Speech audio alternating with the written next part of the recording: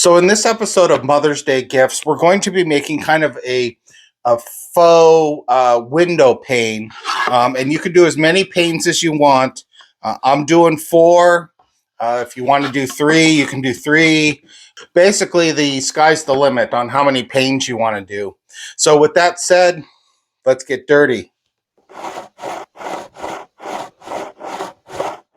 So for my paints, I just used some 1x material. I cut it at 11 1/4 and I ripped it at about 8 1/2. So it was a 1x10.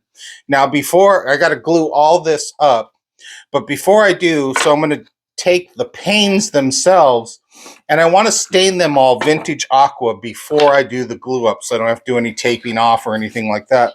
It'll make the project a little easier. So let's get started with that. So the vintage aqua is going to give it a great antique-y look when it's all said and done. So when you're doing this, it's a good idea to just kind of lightly get just a little bit over the side. That'll just cover up any wood in case it shows. All right, so now we're ready for the glue up. And again, remember, I'm doing a 4-pane window here. So I want to just put some glue on the sides. I'm not putting any on the outside of the pane, but this is just to glue up the window panes itself. Got a piece of plastic down so it doesn't glue to my table. All right, so now I'm just going to line up my panes that I cut. Again, this is all 1x material. Now that I've got everything aligned, I'm going to go ahead and clamp it all up. All right, while that's drying to keep myself entertained, I'm going to go ahead and, these are the frames. I cut these at 2 inches, and I already routed a 3/4 inch groove all the way down. So these are going to be the frames that go on the outside, and I'm going to get these stained the vintage blue also, or vintage aqua. All right, so I got one stained. I'm going to get the rest of these stained. We'll let everything dry, and then we'll come back to it. So it would appear that my camera missed some steps. It seemed to have turned itself off. I'll get you up to speed here in a second. I just want to say I reached my first milestone. As of this video, I am at 500 subscribers, which is awesome. Thank you. You guys are the greatest. I really appreciate it. So what I've done so far is I cut the 45s to make the frame around our project.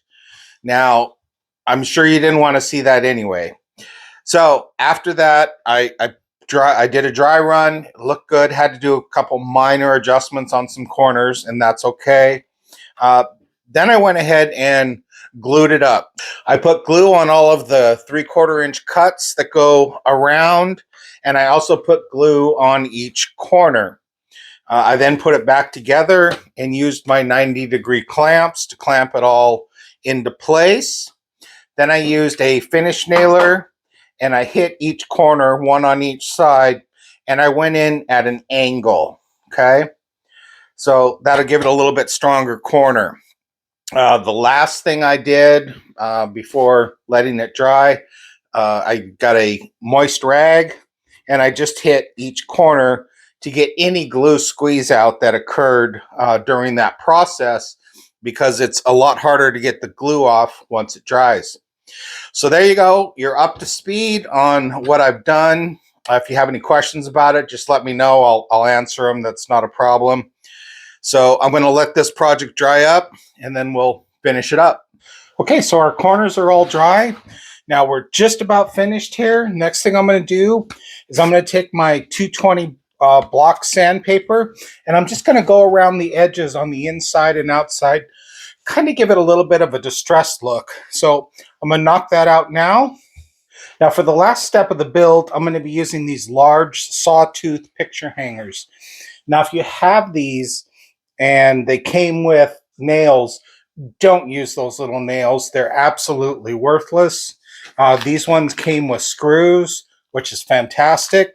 So I'm going to get those attached. And so when we put these in, we actually want to put them into the meat of the wood. Now, if you remember, we grooved out 3/4 inch for the panes themselves, but at the top we have solid wood. So we don't want to go low because that'll go into our groove. So we're going to go up towards the top here. And what I'm going to do is I'm just going to scribe the hole and then drill it. All right, I got my 2 scribe holes set. Now I'm just going to put in the 2 screws to set the sawtooth hanger. All right, so we got the hanger on, and this project is pretty much finished. So now we can use this we can put handprints in here. We can put just regular pictures, their artwork, whatever you want to use it for. And it'd make a great gift or Mother's Day gift in this instance. If you're doing the handprints, just make sure that you coat it with a glaze so that the handprints don't wash away if you're using like a tempera paint that is kind of water soluble. So if it gets wet, the handprints will kind of drip all over the place. So now I hope you enjoyed this video. If you did, please like and subscribe. Hit the bell icon to be notified of new episodes as they become available. If you have any questions, feel free to post them in the comments section, and I promise you I'll get to them as soon as I can. So until next time, keep it safe.